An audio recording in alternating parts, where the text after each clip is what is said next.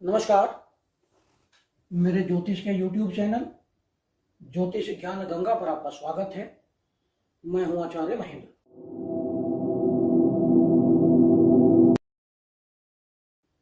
आज चर्चा करते हैं 25 मार्च 2024 को पड़ने वाले चंद्र ग्रहण पर। यह पृथ्वी पर कैसे प्रभाव डालता है, किन किन क्षेत्रों में प्रभाव डालता है, इंडिविजुअल कुंडली पर इसका क्या प्रभाव पड़ता है और वैश्विक स्तर पर विभिन्न देशों में क्या क्या प्रभाव पड़ सकता है।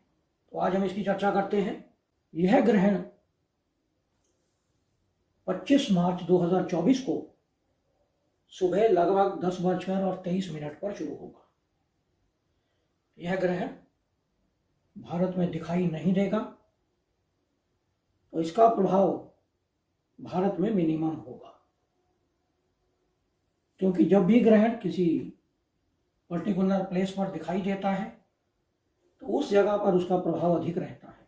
लेकिन भारत में क्योंकि यह पूर्णिमा के दिन पड़ता है चंद्र ग्रहण, और यह ग्रहण का जो समय है सुबह 10:23, उस समय भारत में चंद्रमा उदय नहीं हुआ होगा, इसलिए यह भारत में दिखाई नहीं देगा।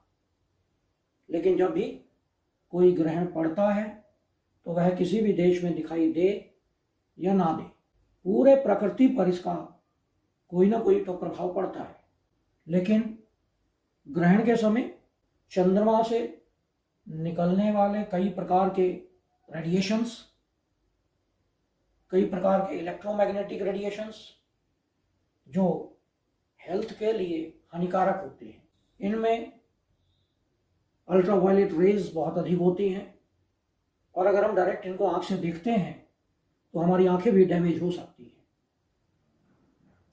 तो यह चंद्र ग्रहण उत्तरी अमेरिका, दक्षिणी अमेरिका, कुछ भाग ऑस्ट्रेलिया का, जापान का, चाइना का, रूस का, इन सब में दिखाई देगा, लेकिन भारत में यह दिखाई नहीं देगा। तो इसलिए इसका जो भारत पर प्रभाव है वो मिनिमम रहेगा। यह चंद्र ग्रहण हस्ता नक्षत्र में पड़ रहा है, और हस्ता नक्षत्र जो चंद्रमा का ही नक्षत्र है, तो उस दिन की जो ग्रहों की स्थिति है, चंद्रमा और केतु कन्या राशि में है, दोनों हस्ता नक्षत्र में रहेंगे। सूर्य, बुध और साथ में राहु, ये तीन ग्रह मीन राशि में रहेंगे। जो ग्रहण का एक्सिस है वो कन्या और मीन राशि पर रहेगा। इसका अर्थ यह हुआ कि इसका मैक्सिमम प्रभाव कन्या राशि पर, कर्क राशि पर, मीन राशि पर पड़ने वाला है, क्योंकि कन्या राशि का स्वामी बुध भी मीन राशि में है, यानी नीच की स्थिति में है। तो ऐसी स्थिति में यह शुभ परिणाम देने के लायक नहीं होगा। केतु जो केमिकल्स का कारक है, लिक्विड्स का कारक है, और राहु टेक्नोलॉजी का कारक है, आईटी इंफॉर्मेशन का कारक है, कम्युनिकेशन का कारक है। तो यह जो ग्रहण पड़ने जा रहा है, इसके कारण आपको आईटी इंडस्ट्री में, कुछ केमिकल इंडस्ट्रीज में, मेडिकल की फील्ड में उतार चढ़ाव देखने को मिलेंगे। इस फील्ड को कई समस्याएं झेलनी पड़ेंगी। रिसेशन का पीरियड भी आ सकता है आईटी के मामले में, क्योंकि ग्रहण का जो प्रभाव है वह लगभग 6 महीने तक रहेगा, और इस ग्रहण का जो पूरा प्रभाव वेस्टर्न कंट्रीज पर, स्पेशली उत्तरी अमेरिका, कनाडा में आपको बहुत बड़ा रिसेशन देखने को मिलेगा। स्लो डाउन होगा कनाडा का, और कई समस्याएं कनाडा, अमेरिका या कुछ अफ्रीकी देशों को झेलनी पड़ेंगी। हालांकि भारत में यह नहीं दिख रहा है, लेकिन फिर भी सावधानी बरतनी चाहिए, सात्विक रहना चाहिए, ग्रहण के समय भोजन ना करें, अच्छा रहता है। अक्सर देखा जाता है कि ग्रहण के समय सबसे ज्यादा उछलने वाला बंदर भी शांत हो जाता है, चुपचाप बैठ जाते हैं, प्रकृति मौन हो जाती है। तो इसका अर्थ प्रकृति हमसे ज्यादा समझदार है। इस वीडियो में मैं आपको बताऊंगा कि आपकी राशि या आपके लगन पर इसका क्या प्रभाव पड़ेगा। साथ में कुछ उपाय भी बताऊंगा आपको, जिससे आप इस ग्रहण के प्रकोप से बच सकते हैं। यदि आप पर इसका नेगेटिव प्रभाव पड़ रहा होगा तो। और अक्सर देखा जाता है कि ग्रहण के पश्चात कुछ नेचुरल कैलेमिटीज आती हैं, तो ये नेचुरल कैलेमिटीज अमेरिका में, कनाडा में, जापान में या कुछ ऑस्ट्रेलियन पार्ट में आपको देखने को मिल सकती हैं, क्योंकि अभी मंगल और शनि भी एक ही राशि में हैं और साथ में शुक्र हैं, तो आपको कहीं वायु दुर्घटनाएं भी देखने को मिलेंगी। कहीं ना कहीं पर दंगे फसाद होते हुए भी दिखाई देंगे। केतु एग्रीकल्चर का कारक भी है और आजकल एग्रीकल्चर का कटाई का समय चल रहा है और मंगल शनि आग से संबंधित दुर्घटनाएं करवा सकते हैं। तो ये हो सकता है किसी एग्रीकल्चर की फील्ड में आग लग जाए, अग्नि दुर्घटनाएं हो जाए कहीं पर, तो सावधान रहने की आवश्यकता है। तो आइए शुरू करते हैं। मेष राशि से लेकर और मीन राशि तक इसका क्या प्रभाव पड़ने वाला है। चंद्र ग्रहण 25 मार्च 2024 को सुबह 10:23 पर शुरू होगा और दोपहर 3 बजे तक रहेगा। तो इस पीरियड में आपको सलाह दी जाती है ब्रह्मचर्य का पालन करें, पूजा पाठ करें, मंत्रों का उच्चारण करें, क्योंकि ऐसे पीरियड में चंद्रमा बहुत कमजोर स्थिति में रहेगा। तो जिनकी भी कुंडली में चंद्रमा कमजोर है उन्हें तो निश्चित रूप से ही चंद्रमा की पूजा करनी चाहिए। तो सबसे पहले हम शुरू कर लेते हैं मेष राशि से। तो मेष राशि या लगन की बात करें तो उसमें लगन में बृहस्पति है, 12वें घर में सूर्य, बुध और राहु, 6ठे घर में चंद्रमा और केतु, यानी ग्रहण 6ठे घर में कन्या राशि में पड़ रहा है और चंद्रमा इसमें कमजोर रहेगा। तो चंद्रमा है 4थे घर का स्वामी है। तो 4थे घर का स्वामी होने के कारण आप देखेंगे कि चतुर्थ भाव से संबंधित कुछ समस्याएं आपको आ सकती हैं। जैसे जमीन जायदाद अगर आप खरीदने का कुछ प्लान कर रहे हैं उसमें समस्याएं आ सकती हैं, आपके सुख साधनों में बाधाएं आ सकती हैं, आपके मान सम्मान में कमी हो सकती है, माँ के स्वास्थ्य में कुछ समस्याएं आपको देखने को मिल सकती हैं। चतुर्थ भाव से हम वाहन भी देखते हैं, तो वाहन ध्यानपूर्वक चलाएं, कहीं एक्सीडेंट का खतरा भी बन सकता है। और 6ठे भाव में केतु और चंद्रमा की युति के कारण और साथ में देखें तो 6ठे भाव का जो स्वामी है बुध, वो यहाँ जाकर नीच राशि में है, तो बुध भी कमजोर है। तो 6ठा भाव पीड़ित है, यानी आपके रोग, ऋण और शत्रु पीड़ित अवस्था में है। यदि आपने कोई ऋण ले रखा है, आपकी हेल्थ की प्रॉब्लम चल रही है, या आपका कोई कोर्ट केस चल रहा है, या इस टाइप की कोई समस्याएं हैं, तो उनसे आपको यह जो ग्रहण है छुटकारा दिलाने वाला है। आप पंचाक्षरी मंत्र का जाप करें ग्रहण वाले दिन। ओम नमो भगवते वासुदेवाय नमः, ओम नमः भगवते वासुदेवाय नमः। इस मंत्र का जाप कम से कम 11 माला आप करें ग्रहण वाले दिन, तो आपको अत्यधिक लाभ मिलेगा। दूसरी जो राशि है या लग्न है वो है वृषभ लग्न। इसके लिए चंद्रमा 3रे घर का स्वामी है और ग्रह पड़ रहा है आपके 5वें घर में, यानी पंचम भाव का स्वामी नीच राशि में है, 5वें घर में केतु बैठा हुआ है और 3रे घर का स्वामी आस्था है। 3रा घर हमारा इच्छाएं हैं, मित्र है, फ्रेंड्स हैं, छोटे भाई बहन हैं। तो इन फील्ड्स में आपको समस्याएं देखने को मिल सकती हैं। आपके छोटे भाई बहनों को कुछ प्रॉब्लम्स आ सकती हैं। यदि आप वाहन तेज चलाते हैं तो उसमें समस्याएं आ सकती हैं। और जो लोग मीडिया से जुड़े हैं, कम्युनिकेशन से जुड़े हैं, आर्टिस्ट हैं, तो उनके बिजनेस में या प्रोफेशनल लाइफ में समस्याएं आपको देखने को मिल सकती हैं। पंचम भाव हमारा एजुकेशन है, संतान है, तो संतान के स्वास्थ्य पर, अगर आप स्टूडेंट हैं तो आपके एजुकेशन पर, अगर आप कुछ पद प्राप्ति का प्लान कर रहे हैं, जो अनइलेक्टेड पोजीशंस होती हैं, उन सभी में आपको समस्याएं देखने को मिलेंगी। उनमें रुकावटें आएंगी, बाधाएं आएंगी। इसमें आपको विष्णु सहस्त्र नाम का पाठ करना चाहिए, गायत्री मंत्र का पाठ करना चाहिए, तो इससे आप लाभान्वित होंगे। अगर हम अगली राशि की बात करें तो अगली राशि है मिथुन राशि।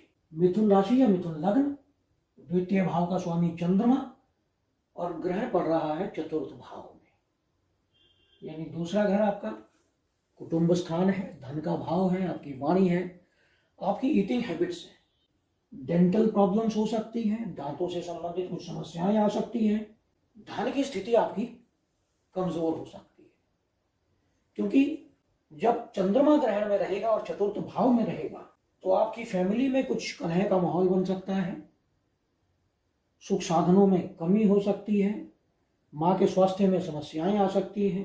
तो इसका आप विशेष रूप से ध्यान रखें, क्योंकि केतु चतुर्थ भाव में बैठकर प्रॉपर्टी या संपत्ति का नाश भी करता है।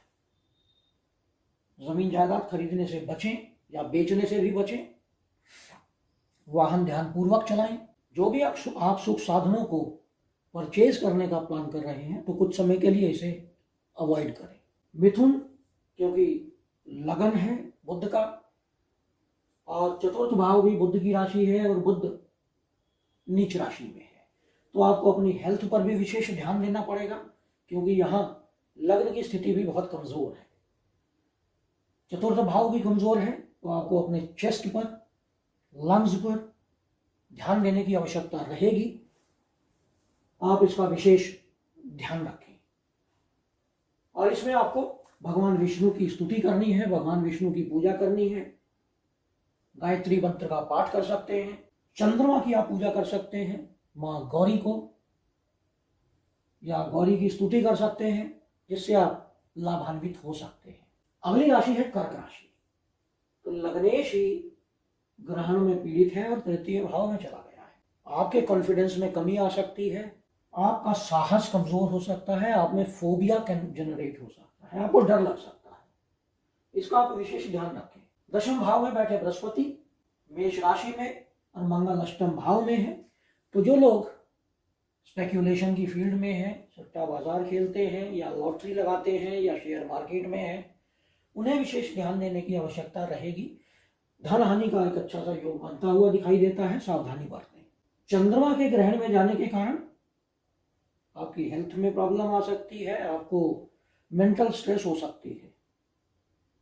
मेडिटेशन करें, माँ गौरी की पूजा करें, भगवान शंकर को बेल पत्र चढ़ाएं और साथ में भगवान शंकर की आरती करें, तो इससे कुछ हद तक आपकी प्रॉब्लम सॉल्व हो जाएगी। तीसरे घर में ग्रहण होने के कारण आप अपनी बातों को दूसरों को समझाने में असमर्थ रहेंगे। आप अपनी बातें दूसरों को समझा नहीं पाएंगे, कन्विंस नहीं कर पाएंगे किसी को, क्योंकि तीसरा घर हमारा कम्युनिकेशन का है और यहाँ का स्वामी बुध भी कम्युनिकेशन का कारक है, और बुध यहाँ आकर नीच राशि में चला गया है।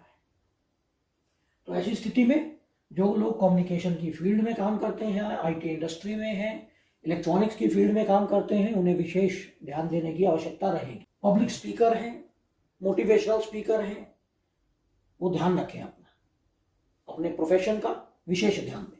अब हम बात करते हैं सिंह राशि। सिंह राशि जिसके लिए ग्रहण पड़ रहा है द्वितीय भाव में और चंद्रमा 12वें घर का स्वामी है, तो 12वें घर का स्वामी ग्रहण से पीड़ित है, दूसरे घर का स्वामी यहां जाकर नीच राशि में है और लगन को मंगल और शनि देखते हैं। और लग्नेश, तो ग्रहण की स्थिति कोई बहुत अच्छी नहीं है सिंह राशि के लिए, क्योंकि सिंह राशि का स्वामी अष्टम भाव में है।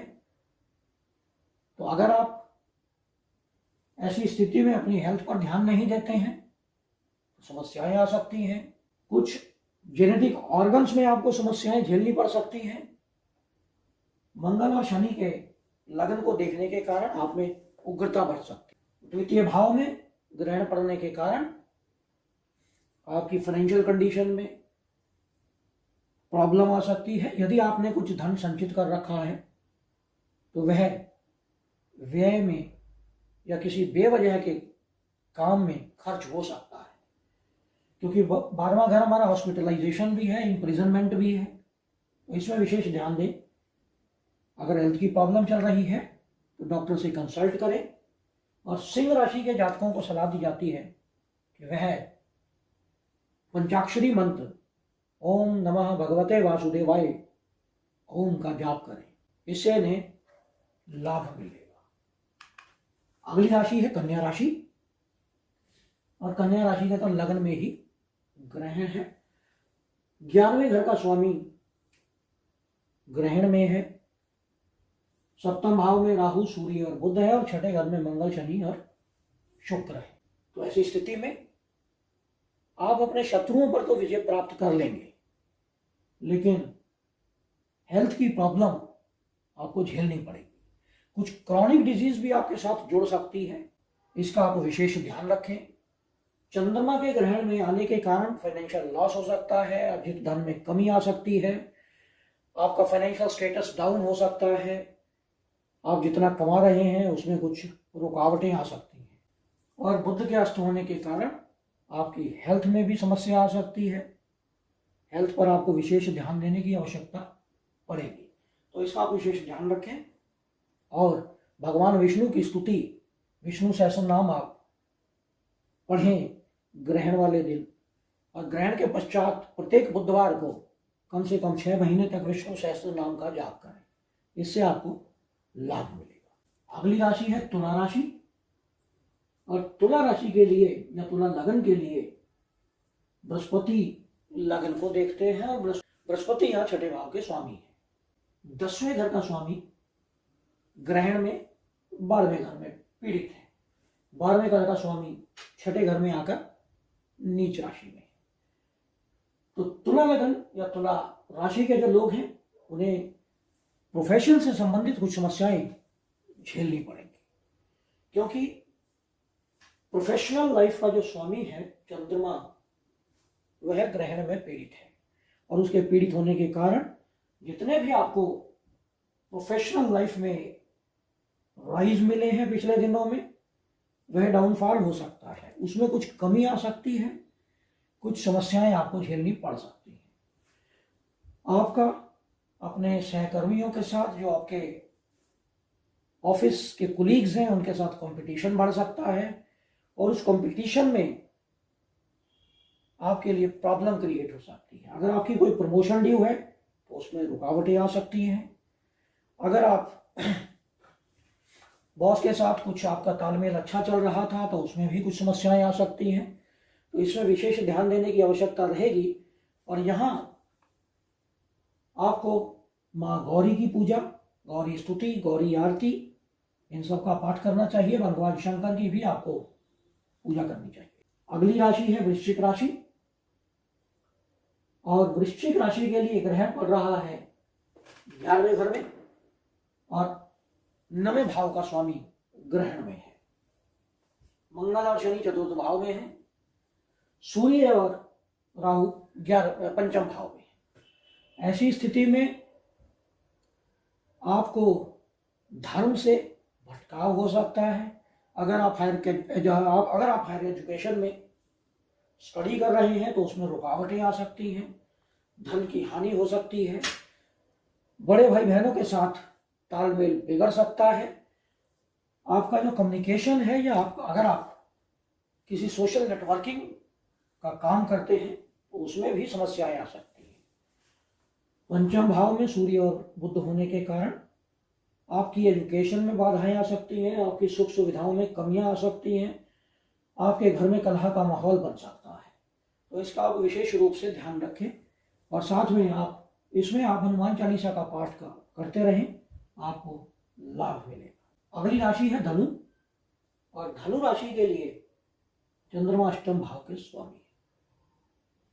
अष्टम भाव से हम पैतृक संपत्ति, ससुराल, छुपी हुई विद्याएं, ये सब देखते हैं, और दशम भाव से हम अपना professional life, society, social life, इन सब को देखते हैं। समाज में हमारी रेपुटेशन, हमारा किस प्रकार का प्रोफेशन है, ये सब चीज़ों को हम यहाँ से देखते हैं, जिसके कारण आपको प्रोफेशनल लाइफ में प्रॉब्लम्स आ सकती हैं। स्पेशली जो लोग अकाउंट से जुड़े हैं, सीए का काम करते हैं, कंसल्टेंट्स हैं, तो इन लोगों को विशेष समस्याएं आने की संभावना दिखाई देती है, या लॉ से रिलेटेड है। साथ में जो लोग छुपी हुई विद्याओं पे काम करते हैं, तंत्र विद्या, मंत्र विद्या, ज्योतिष है, इन सभी को भी समस्याएं आने की संभावना बनती है। घर में सुख का माहौल बिगड़ता हुआ दिखाई देता है, लेकिन आपका कॉन्फिडेंस बहुत मजबूत है। बृहस्पति अपनी राशि को देख रहे हैं, तो कॉन्फिडेंस आपका मजबूत रहेगा, जिसके कारण ये जो समस्याएं हैं इसे आप कंट्रोल कर पाएंगे। आपको अपने गुरुओं की, अपने बड़ों की, अपने पेरेंट्स की रिस्पेक्ट करनी चाहिए और सुबह उठकर उनका नियमित रूप से आशीर्वाद प्राप्त करें, आप लाभान्वित होंगे। अगली राशि है मकर राशि, और मकर राशि के लिए चंद्रमा सप्तमेश है और नवम भाव में ये ग्रहण लग रहा है कन्या राशि में। तो मकर राशि के लिए सप्तमेश का ग्रहण में जाना यानी आपके जीवन साथी, आपके पार्टनर, आपकी रेगुलर इनकम, विदेश यात्राएं, इन सभी में समस्याएं आ सकती हैं। इन सब में कई प्रकार की आपको समस्याएं देखने को मिलेंगी। शनि मंगल आपके द्वितीय भाव में है, धन की हानि दिखाई देती है, धन का नाश होता हुआ दिखाई देता है, धन बेवजह से खर्च होता हुआ दिखाई देता है। तो इसका आप विशेष ध्यान रखें, भगवान शंकर की पूजा करें और भगवान शंकर को जल अर्पित करें। अगली राशि है कुंभ राशि। कुंभ राशि में शनि मंगल और शुक्र लग्न या राशि की बात करें तो यहां विराजमान है। कुंभ राशि के लिए चंद्रमा छठे भाव का स्वामी है और 8वें घर में ग्रहण लग रहा है।